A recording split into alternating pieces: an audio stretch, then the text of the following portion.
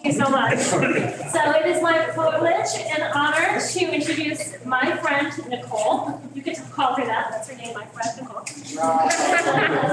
Nicole is an in-house graphic designer for Canon Design, where she and her team help tell stories about the buildings that the firm is creating. Collaborating with everyone from designers, architects, and engineers to the communications team helps ensure her perspective keeps evolving. She grew up locally and went to school at Alfred, Michigan, and Oregon, where she eventually found her way back home. Her background is in studio art, and she looks for every opportunity to get away from the computer and make things by hand. Oh.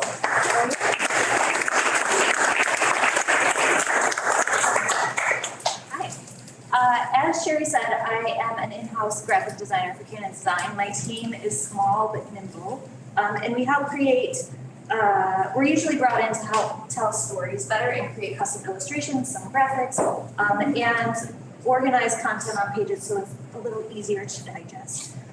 We constantly are collaborating with the marketing team to do things like proposals, but we also do some internal campaigns for HR, or what you see on the screen here for Environmental Awareness Week. Environmental Awareness Week is a yearly event that happens in October every year. 'Tis the season. And there are presentations about sustainability and carbon footprint and the circular economy, everything related to sustainability. And a few years back, the team brought us in and asked for a refresh. This was their graphics that they were using a lot. So it was this map of leaves that didn't really speak broadly to the topics that they were talking about, or it kind of limited them. It was really green, so lots of limiting scenarios there. And it didn't really have a broad perspective of what they wanted to talk about or what we were seeing as a design firm and sustainability. So design objectives, they're pretty much about flexibility. They wanted their new thing, whatever it was, to be dynamic, organic, flexible, speak to broader topics, and be able to tell more stories than just green. And so we came up with this design, which is clearly a little planet with some layers of shapes, and it pairs nicely and plays well with others. It works well with photographs, it works well with color blocks, it has a lot of color happening, it's not just green. And we have been able to use it and build kind of this system of things. The first year that we did it was that blue and green palette. Last year, it was a little more daunting with the reds. The end is near. And this year, it is more like oranges and yellows with the gradient and, aspirational. We're gonna get better. So we did a good job with that. And as much as we like those internal campaigns, we also get really excited when we can touch projects for clients and work externally and deliver something. So this is the Kirkland Ranch Academy that just opened in Florida. It is a career technology high school, so they teach things like engineering and biomedical sciences and lots of high-tech, high-demand, high-paying jobs that in the end, if students learn those skills, they can go out and get a pretty good career ahead of them. Their design objectives for their new brand, they had a new building, so they wanted a new brand to go with it. Their design objectives talked a lot about things like pathways, connections, collaboration, and their building did the same thing. You can't really see that.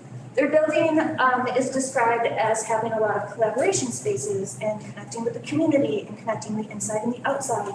And so our team took a look at the floor plan, broke it into pieces, figured out a grid that was happening within that system, and then started to connect the dots.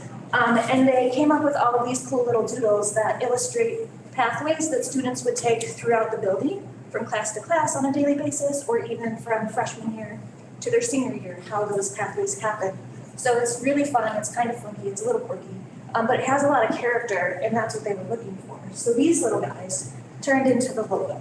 So it kind of went full circle where the building was influencing the story about how people use the space, but now the logo tells the story about how people use the space.